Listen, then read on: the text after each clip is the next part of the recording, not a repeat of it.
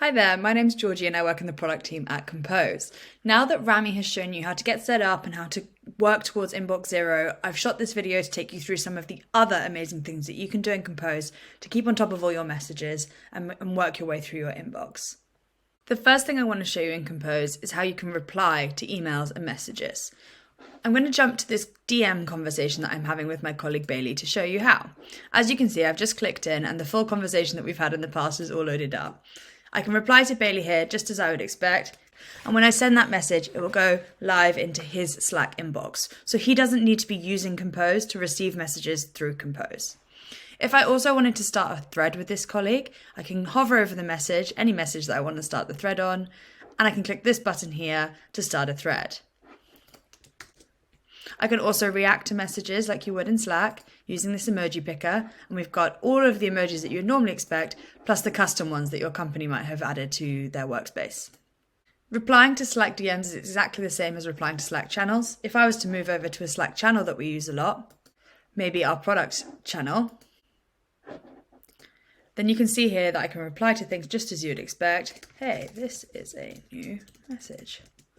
Or start threads on things that we think are cool. This looks awesome.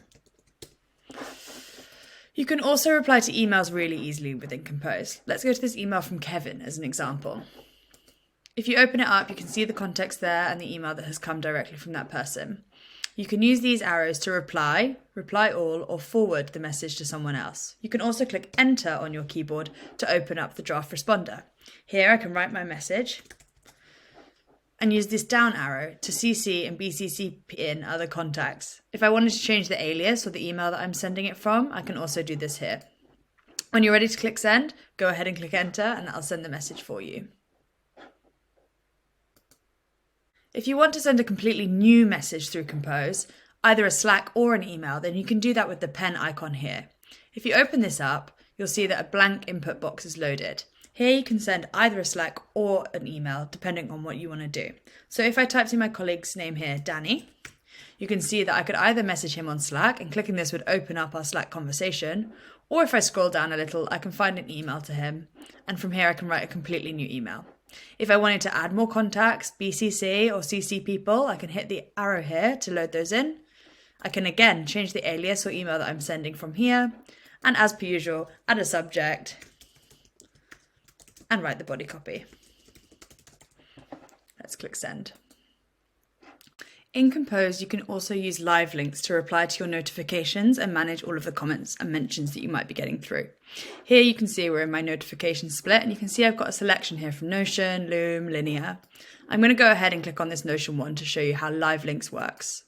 When you click into the notification, you'll see on the right hand side that the tool that you're trying to use will load in. Once loaded in, you'll be able to see all of the context of that Notion page or Linear page or whatever tool you're using, and you can interact directly with this from within Compose. I can add a comment here saying, hey, this looks great. And then anyone else associated with that page will get the notification just as you'd expect. Using live links prevents you from getting distracted from all of the notifications you have. You don't need to open new tabs and go out to the browser. You just stay and do everything within Compose. You can find out more about how you can use and make the most of live links in the video that I've linked here. Alternatively, if you didn't want to use live links, you can toggle off this button here and press this button to open that notification in your browser. The next thing I want to show you is how you can mute conversations and mute your splits to not get overwhelmed with the amount of notifications that we get on a daily basis. Sometimes we have Slack channels that are extremely noisy. There's lots of really good stuff happening and lots of good conversation happening, but maybe you don't want all of those messages and all of those notifications to add to your notification count and the list of things that you have to deal with. A good example of this for me is our booking responses type form for all of our onboarding bookings. It's great to see them coming in, and I definitely want to go in there and check on them, but I'm not going to check on them every minute of the day, so I don't necessarily need to be getting notifications every time someone books. To mute that channel, all you have to do is hover over it, and then you can either click on the three dots here and go to where it says mute, or when hovered over it, you can click M on your keyboard, and you can now see this little silenced bell showing that this Slack channel has been muted. I'll still get all of the content, but it just won't add to this notification count up here. Another important thing that you can do in Compose is mute entire splits. You can see on the right-hand side of my screen that I've got 70 newsletters. I've signed up to a lot of things and they've sent me a lot of stuff over the weekend. This is great and I probably am going to sit down and read through a lot of them, but I don't want those 70 notifications to be adding to my notification count because that's just going to make me feel stressed and overwhelmed. What you can do in Compose is click on the title and click on the name of the split, so newsletters, and then you can click mute. What this means is that I'll still get all of the emails coming into my newsletters split, but I won't get all of the notifications. So that won't add to my overall notification count and my overall stress levels. Muting things is a really good way to stay focused on the things that are really important to you by keeping the things that are coming into your inbox there, but just keeping them quiet so that you can come back to them at a time that works for you. Next, I want to show you how you can snooze things in Compose. This conversation here with Rami, Danny, Kareem and myself is a really important one, but I don't have the capacity to deal with it right now. In Compose, you can either click on this button here with the Z, or you can click H on your keyboard to bring up this pop-up. There's a few pre-selects here, so tomorrow, next week, next weekend, but you can also type into this input box when you want this message to come back to you. So if I type 3 hours and hit enter, you can now see that that message has left my inbox and will be reminded to me in 3 hours time. If I want to go back and find it, I can find it in my snoozed folder here. The next thing I want to show you is how you can easily and quickly unsubscribe from things within Compose.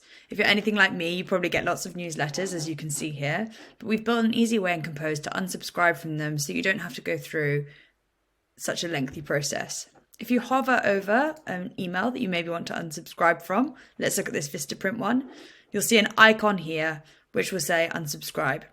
Clicking that will take you through to that company's unsubscribe journey so that you can quickly unsubscribe from things and clear out that clutter from your inbox. Next, I'd like to show you how you can search for things within Compose. If you go to the left-hand side of the screen, you'll see this search icon. And when you open that up, you open our universal search. One thing we found when building Compose is that search across a lot of messaging tools is really tricky. It leads to you losing things, it makes things harder to find than it should be, and overall it just adds more stress. We're on a mission to make sure that our search is the best possible search that you can have. Because of this, our search will search everything that you've connected to Compose. If you've got 5 Gmails and 3 Slacks, our universal search will search all of them to find the things that you need.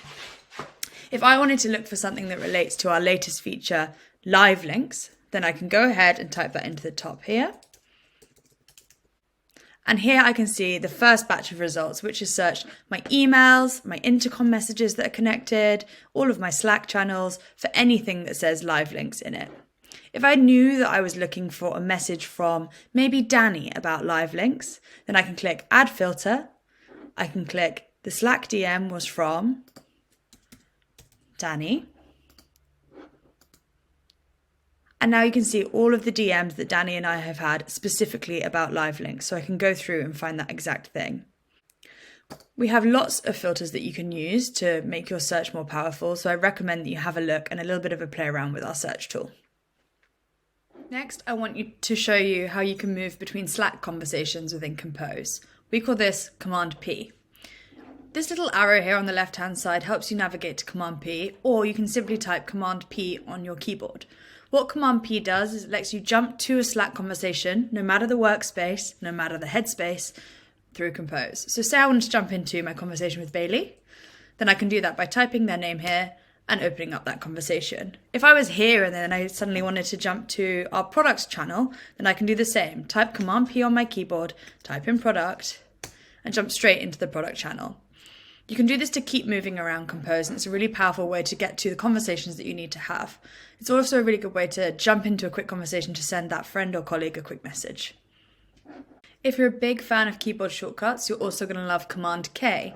Command K can either be accessed doing Command K on your keyboard or by hitting the lightning bolt button here. This brings up our quick actions, and in here you can find all of the keyboard shortcuts, but also do quick things like maybe change the product to dark theme, or typing Command K, changing it back to light. There's all sorts of things you can do with Command K, so I really recommend that you go and explore all of the different keyboard shortcuts and things that you can do there. Finally, I want to show you our calendar integration.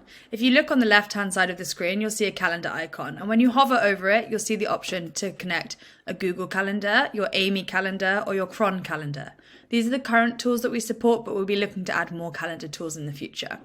Let's look at my Google Calendar. If I hover over here and select Google, I can then click on Calendar, and it will fully open up my Google Calendar within Compose. This is now fully interactive. I can move meetings, edit things, send requests. I can even look at what my colleagues are doing that day by toggling this on and off as you would expect in Google Calendar.